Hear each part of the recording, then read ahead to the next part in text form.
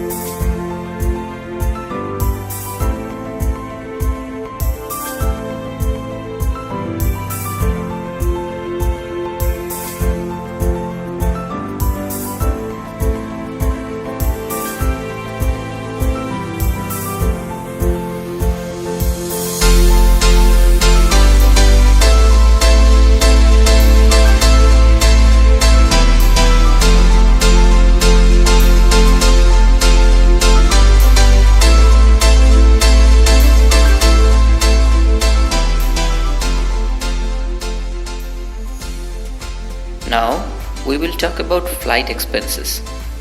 Many of us depend on various agents in this regard. But to minimize expenses, I will suggest doing that at your own. If you do the tickets a lot earlier, like 4 to 6 months before your travel, you can go for Singapore Airlines, Malindo or AirAsia. But if you have less time, like 1 month or even less than that, you have to find the cheaper options. To do that, I follow Skyscanner and cheap flights. In our case, I took my tickets from Share Trip app, which is a Bangladeshi app.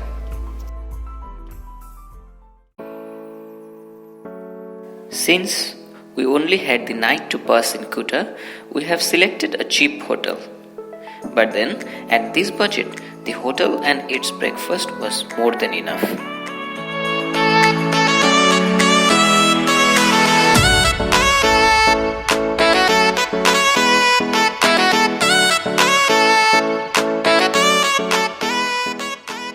At this point, I would suggest about one more important thing, that is SIM card.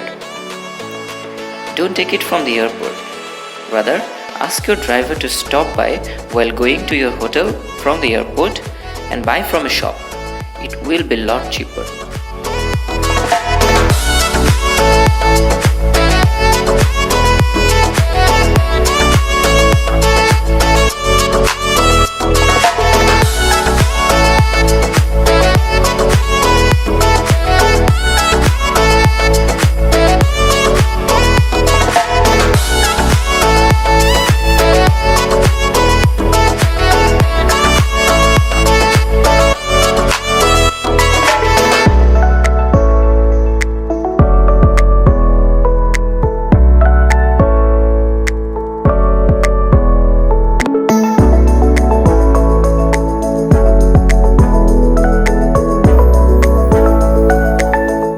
While we travel around Nusa Lembongan, let me give you some informations.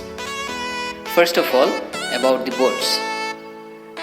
For the foreign travelers, the boat fare is a bit higher.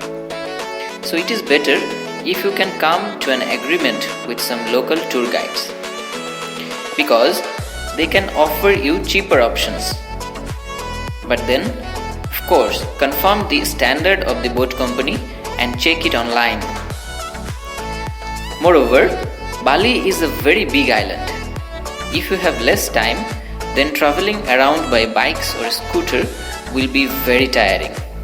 In that case, you can hire the same tour guide, although the cost will be a bit higher. But depending on the time available, it is obviously worth it. In our case, we booked Sunia Bali tour for a few days, especially when we had to travel longer distances. Sunia also helped us booking all the fast boat tickets, including pickup and drop-off services, which was really very beneficial for us. But then you got to bargain a lot. Really, I mean a lot.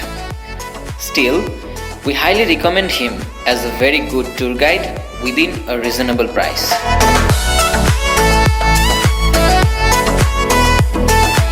One thing to remember in Nusa Lembongan that there are no cars. You can move around by a golf buggy or small trucks, which are very costly. So, take a rental bike or scooter that will save a lot of money. We took our bike from our hotel. They don't need any deposit or passport. So just take it and chill out. One more thing, ensure that your boat to Nusa Lembongan has free drop-off service to your hotel. Otherwise, you will have to pay a lot to those golf buggies or small trucks.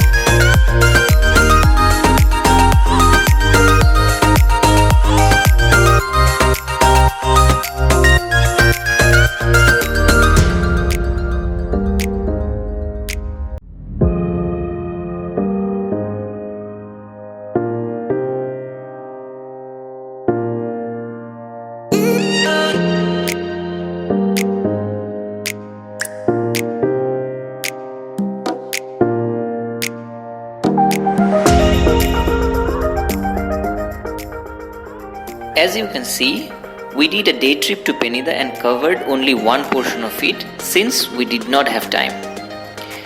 If you can manage time, spend at least 3 days here. One day, you can explore the western part as we did. On another day, explore the eastern part of it. And on the third day, hop on a boat and explore the beautiful bays of Penida by snorkeling or diving. We shall surely go again to the Penida and explore the unexplored.